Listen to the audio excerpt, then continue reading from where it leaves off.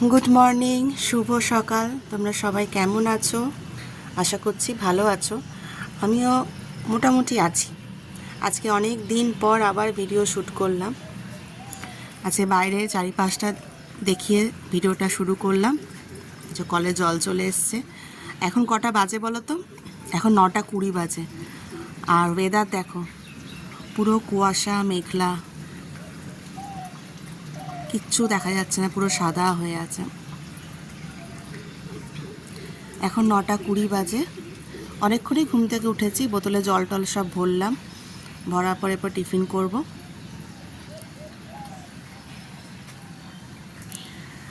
তো আজকে অনেক দিন পর ক্যামেরার সামনে এলাম, মানে ভিডিও করলাম। এতদিন ধরে ভিডিও করিনি। অনেক কিছু প্রবলেম চলছিল। শাশুড়ি মা হসপিটালে ভর্তি, এখনও অবধি অ্যাডমিট আছে। কালকে ছেড়ে দেওয়ার কথা। দাঁড়াও, তো কালকে ছেড়ে দেওয়ার কথা। গত সোমবার ভর্তি হয়েছে। প্রচণ্ড জ্বর আর সর্দি কাশি, বুকে টুকে সব সর্দি বসে গেছিলো। তো নিউমোনিয়ার মতো হয়ে গেছিলো। নিউমোনিয়া আগেও একবার হয়েছিল, তো এখন আবার ঠান্ডাটা লেগেছে, আবার বলছে হ্যাঁ নিউমোনিয়ার মতো হয়ে গেছে। তো সেই জন্য ভর্তি ছিল, আইসিইউতে 2 দিন ছিল। তারপরে এখন কেবিনে দিয়েছে। তো কালকে মনে হয় ছেড়ে দেবে। আর হাই সুগার আছে, সব থেকে মেন প্রবলেম হচ্ছে সুগার আছে। সুগারটা মারাত্মক বেড়ে গেছিলো। সোমবার দিন আমি নিজেই সকালবেলায় ডক্টর দেখিয়ে এসেছি হসপিটালে, আমাদের ডিএসপি হসপিটালে। তো তখন ভালোই ছিল, তখন হেঁটেই যে গেল হসপিটালে, নামলো, গাড়ি থেকে উঠলো, সবই ঠিকঠাক ছিল। আসার পরেই দুপুরবেলা থেকেই বলছে আমার শরীরটা ভালো লাগছে না, কাঁপ দিচ্ছে। তো কাঁপ দিচ্ছে যে শুলো, আর উঠতে পারলো না, পুরো শরীরটা ছেড়ে দিয়েছিল। তো যাই হোক, সবাইকে ডাকার পর, ফোন টোন করার পর অ্যাম্বুলেন্স এলো, অ্যাম্বুলেন্সে করে ওনাকে নিয়ে যাওয়া হলো, হসপিটালে অ্যাডমিট করা হলো। তো পরে জানা গেল সুগার নাকি প্রচণ্ড বেড়ে গেছিলো, প্রায় 500-র উপরে সুগার হয়ে গেছিলো। সেই কারণের জন্য এরকম অবস্থা। তাই বলছি, সুগার থাকা না খুব, মানে শরীরে সুগারটাই হচ্ছে মেন। সুগার যদি বেশি কম, যাই হোক, বেশি হলেও ক্ষতি, কম হলেও ক্ষতি।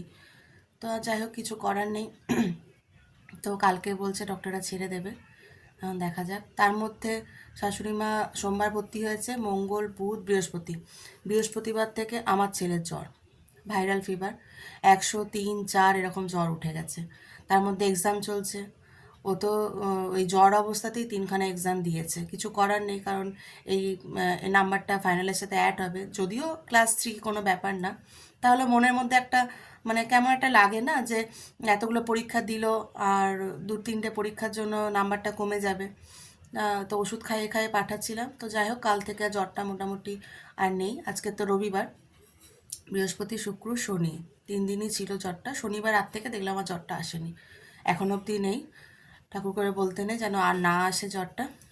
তো বাচ্চা ছেলেরা, বয়স্ক মানুষের যদি বাড়িতে শরীরটা খারাপ থাকে না, খুব অসুবিধা হয়, আমাদের প্রচণ্ড অসুবিধা হয়। তো যাই হোক, শাশুড়ি মাকেও কাল ছেড়ে দেবে, ছেলেরও মোটামুটি জ্বরটা এখন নেমেছে। তো ভাবলাম যে কালকের থেকেই ভাবলাম ভিডিও শ্যুট করব। কালকে ছেলে যেহেতু পরীক্ষা শেষ হয়ে গেছে, ভেবেছিলাম যে পরীক্ষা যেদিন শেষ হবে সেদিন থেকে আবার নতুন করে ভিডিও শুরু করব। তো কালকে আর হয়ে উঠলো না।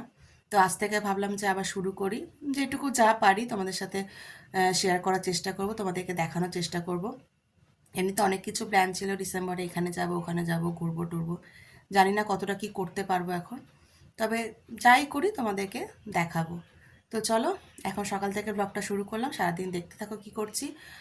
এখন টিফিন করব, জল টল সব ভরা হয়ে গেছে, এখন টিফিন করব, তারপরে আসছি আবার। তো দেখো, এখানে ময়দার পরোটা করে নিয়েছি। আগের দিন শনিবার ছিল, ময়দার পরোটা করেছিলাম রাতে, আর একটু মাখা ছিল, তো ভালো সকালেও সেটা করে নিই। 3 কোনা আর গোল দেখে ভাবছো যে 2 রকম পরোটা কেন?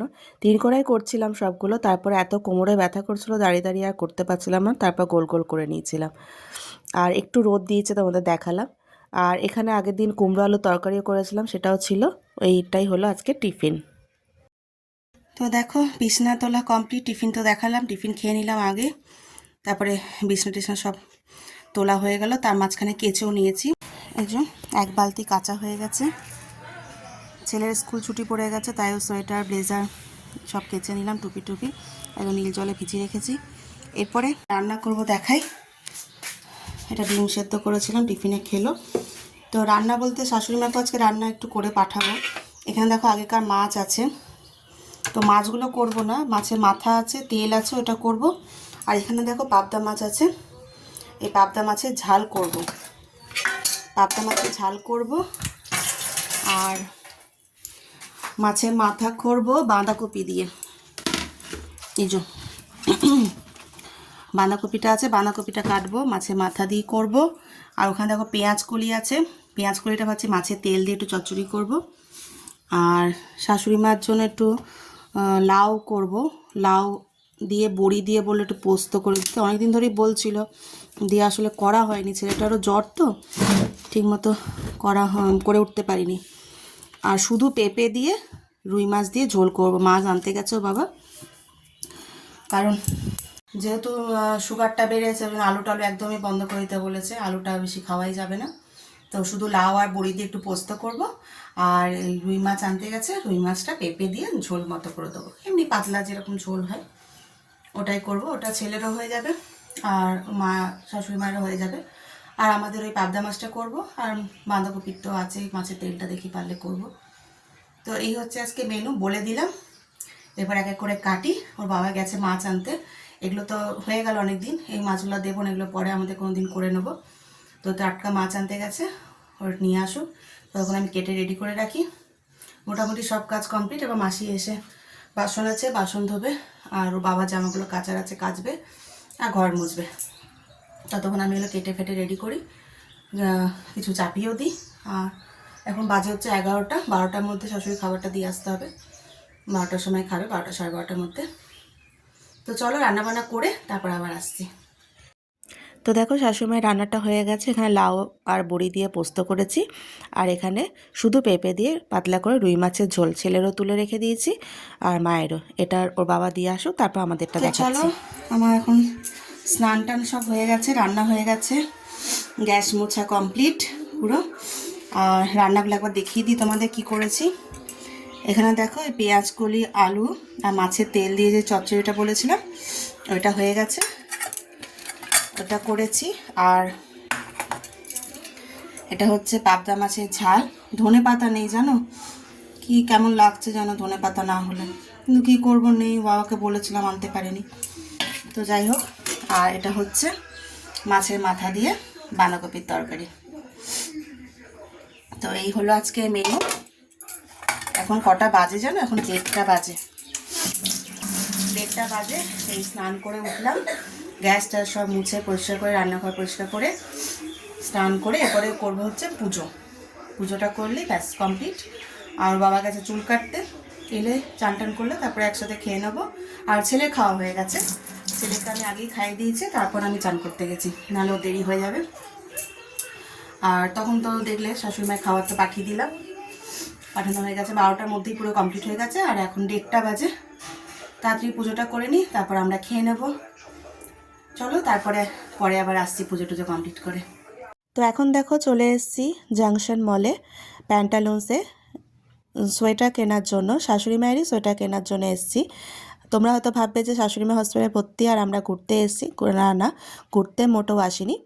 তো শাশুড়ি মাই বললেন যে আমার বাইরে পরা মতো একটা ভালো সোয়েটার নেই, একটা সোয়েটার এনে দেওয়ার জন্য। এর আগেও 2-3বার এনেছি, কিন্তু ওনার পছন্দ হয়নি, তাই ভাবলাম যে আরেকবার দেখি এখান থেকে যদি পছন্দ হয় প্যান্টালুন্স থেকে।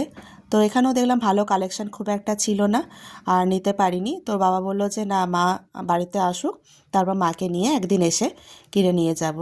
হ্যাঁ, সেটাই ভালো হবে, উনি পছন্দ করে নিলে সেটাই ভালো হবে। আমাদের ঠিক পছন্দ হচ্ছিল না এখানে যা যা ছিল, সেরকম কালেকশনও ভালো ছিল না দেখলাম।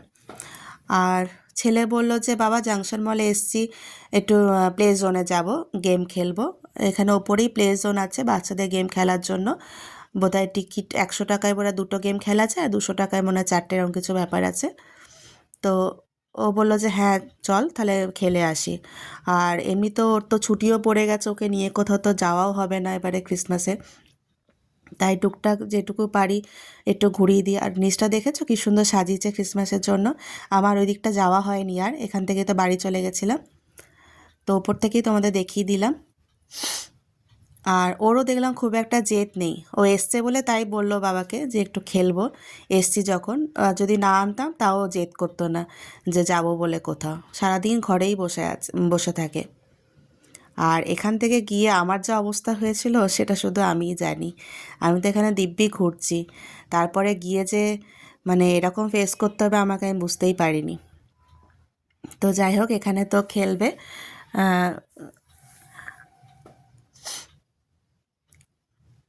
এই যে মাথা থেকে আমি ওড়নাটা নামাতেই পারছি না, এত ঠান্ডা লাগছে আমার, একদম পারছিলামই না হাঁটতে। ওকে বললাম, বাবা একটু তাড়াতাড়ি করে নে, আমার আর ভালো লাগছে না শরীরটা। ভাত টাত খাওয়ার পর থেকেই মানে জ্বর আসার আগে যেমন লাগে ঠিক সেরকম লাগছিল। তারপরে বেরোনোর কথা ছিল বলে বেরিয়ে এলাম, অতটা বুঝতে পারিনি। এখান থেকে গিয়ে প্রচণ্ড জ্বর। যাওয়ার পথে বাবাকে বললাম কিছু কিনে নাও, আমি গিয়ে কিছু রান্নাবান্না করতে পারবো না। তো বাবা রুটি তরকারি কিনে এনেছিল, ওই যে খেয়ে শুয়েছে, আর আমি উঠতে পারিনি, কাল সকালেও উঠতে পারিনি। বাবা তো না খেয়ে পরের দিন অফিস চলে গেল। আর এটা যে রবিবারের ভিডিও তোমরা পাবে হচ্ছে মঙ্গলবার, কারণ আমি সোমবার দিন সারাদিন উঠিনি একদম। ও বাবা না খেয়ে অফিস চলে গেছে। তারপর ভাতটা করে রেখেছিলাম, আগের দিনে তরকারি ছিল, তো আমি আর কিচ্ছু করতে পারিনি। ছেলেটাকে কোনো রকমে একটু মাছের পাতলা করে ঝোল করে দিয়েছিলাম, শুধু মাছের ঝোল। তা ও নিজে নিজেই চান করেছে, নিজে নিজেই ভাত খেয়েছে, ভাতটা বেড়ে দিয়েছি, নিজেই খেয়েছে, নিজেই হাত ধুয়েছে, সব কিছু নিজেই করেছে। আমি সারা দিনটা ওকে দেখতেই পারিনি একদম, যা করেছে পুরো নিজে একাই ছিল, কেউ এলে দরজাও খুলে দিচ্ছিল। একদম উঠতে পারিনি, এত 101 2 এরকম জ্বর, কিন্তু এত গা হাত পা ব্যথা আমাকে কাহিল করে দিয়েছিল। তো যাই হোক, তোমরা মঙ্গলবার দিন ভিডিওটা পাবে। আর কিছু করা হয়নি, এখান থেকে তো বাড়ি চলে গেছিলাম। আর না, এখান থেকে মাসি শাশুড়িকে দেখে বাড়ি গেছিলাম। মাসি শাশুড়িও শুনলাম খুব জ্বর এসেছিল নাকি, তো ওনাকে দেখে বাড়ি চলে গেছিলাম। তো ভিডিওটা ভালো লাগলে লাইক করে দেবে, কমেন্ট করে জানাবে কেমন লাগলো। আবার দেখা হবে পরের একটা ভ্লগে।